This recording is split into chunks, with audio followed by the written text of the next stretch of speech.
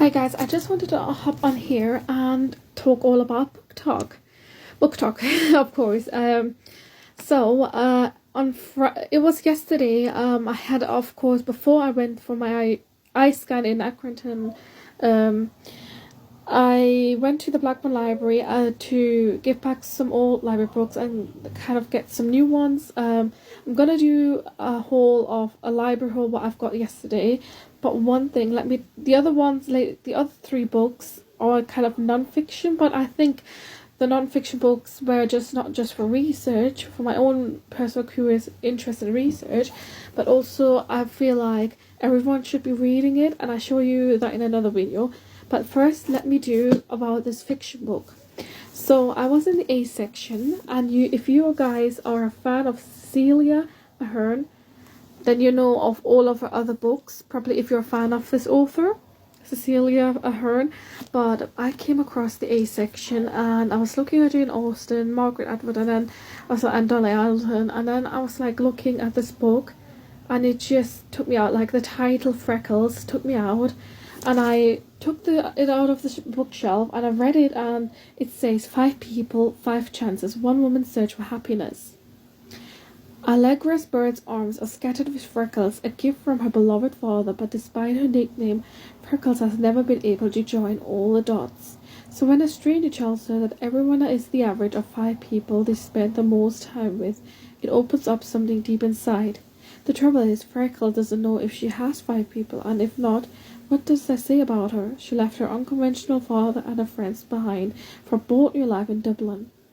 But she's still an outsider. Now, in the quest to understand, she must find not 1 but 5 people who shape her and will determine her future.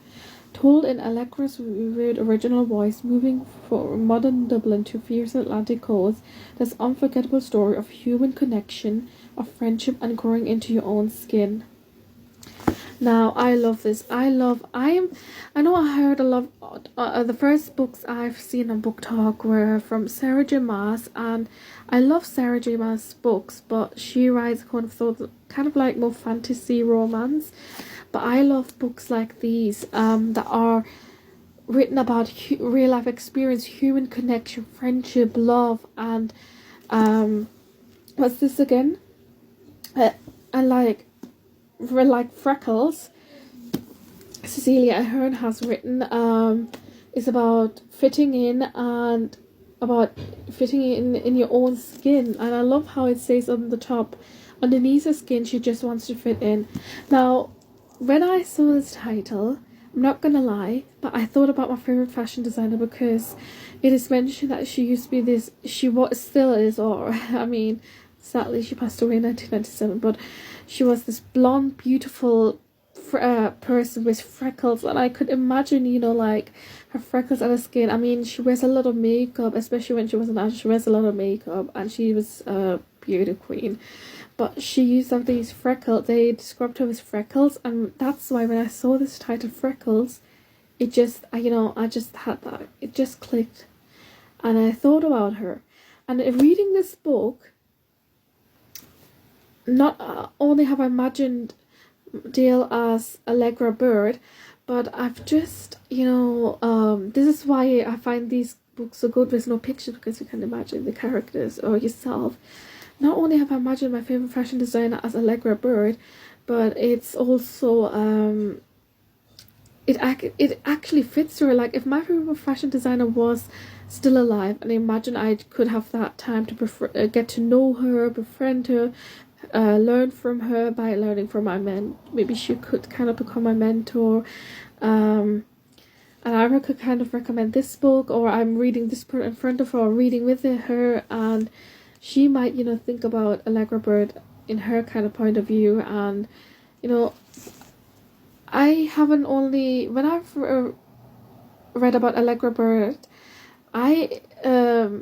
so I thought first about my favorite fashion designer, but then I thought about the 5 people. So I thought about the 5 people she might choose, but then I'm thinking about the 5 people that I would choose, or I kind of think would be shaping me and shaping my future, and kind of like if it's kind of either mentor figure or someone who taught me a lot, taught me life lessons to grow as a person and in life, in fashion and lifestyle and music. But any 5 people, and it can be very hard when it's like down to 5 people.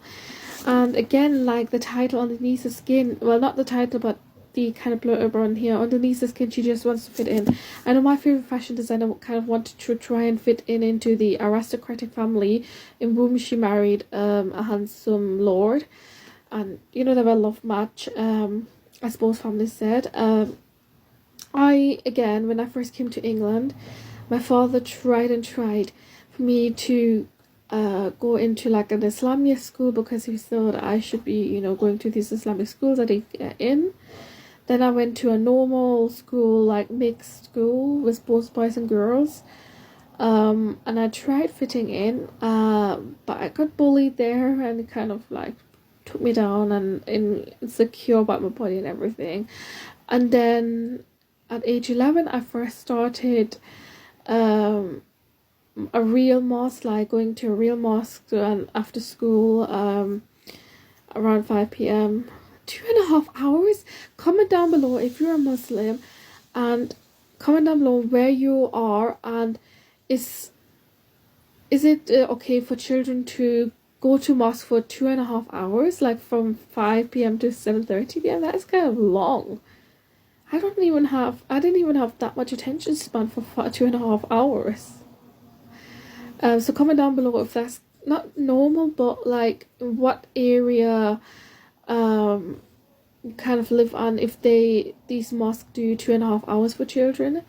But anyway, reading this book, I totally recommend this if you're into reading stories about human connection and friendship and love and fitting in and feeling good in your own skin.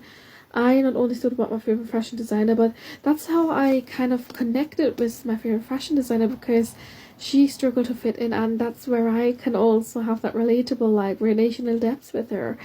I struggled to fit in into a societal group. Like, my father wanted me to fit in with the Muslim, but I always kind of had struggling. Like, even though a lot of people told me I'm cute and everything, I still had trouble fitting in, and I'm still getting there as well. I'm being bubbly. That's why I'm wearing pink, because not only is it my favorite color, but I realize wearing pink is my bubbly side. And I think I love wearing bright colors and flowers. I always was a flower girl. So I totally recommend this.